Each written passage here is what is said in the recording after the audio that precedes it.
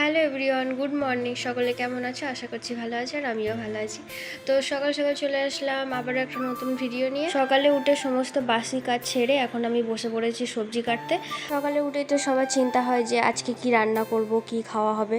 তো তারপর দেখলাম যে ফ্রিজের মধ্যে মাছ ছিল, আর আমি ভাবলাম যে এখন যেহেতু ডাঁটা উঠেছে, তো এদিকে ডাঁটা দিয়ে আজকে মাছ দিয়ে ঝোল করবো। আর দেরি না করে এদিকে আমি সমস্ত সবজিগুলো কেটে নিয়েছি, ডাঁটা কেটে নিয়েছি, আর এই যে আলু কাটা হয়ে গেছে। তারপর মাছটাকে নুন হলুদ মাখিয়ে আমি এদিকে মাছটা ভেজে নিয়েছি। তারপর একে একে ডাঁটাটা আর আলুটাকেও হালকা করে ভেজে নিলাম। আর এখানে এই যে পেঁয়াজটা কেটে রেখে দিয়েছি মাছের জন্য। আর যখনই আমি রান্নাটা করতে যাব তখন দেখি যে জিরে গুঁড়ো শেষ হয়ে গেছে।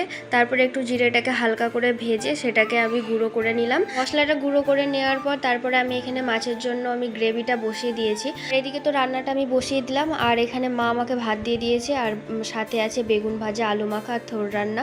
আর আজকে আমি রোজা করিনি, কারণ হচ্ছে একটা প্রবলেমের জন্য আমি রোজা করতে পারিনি। তো কিছুদিন পর আবার রোজা করব।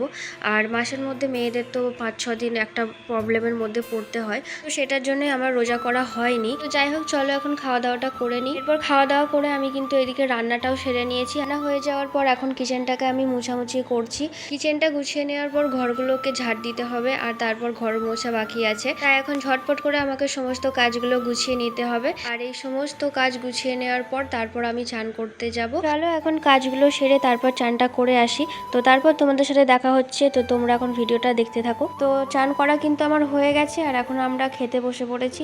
আর আজকের মেনু কি কি আছে সেটা তোমাদেরকে দেখাই। আজকের মেনুতে রয়েছে পেঁয়াজ দিয়ে উচ্ছে ভাজা, থোড় রান্না, চাটনি, আর এখানে আছে মাছের ঝোল, আর হচ্ছে এটা রায়তা বানিয়েছিল। এই ভিডিওটা এইটুকুই। ভালো লাগলে লাইক কমেন্ট শেয়ার। দেখা হচ্ছে অন্য কোনো ভিডিওতে। আজকের মতো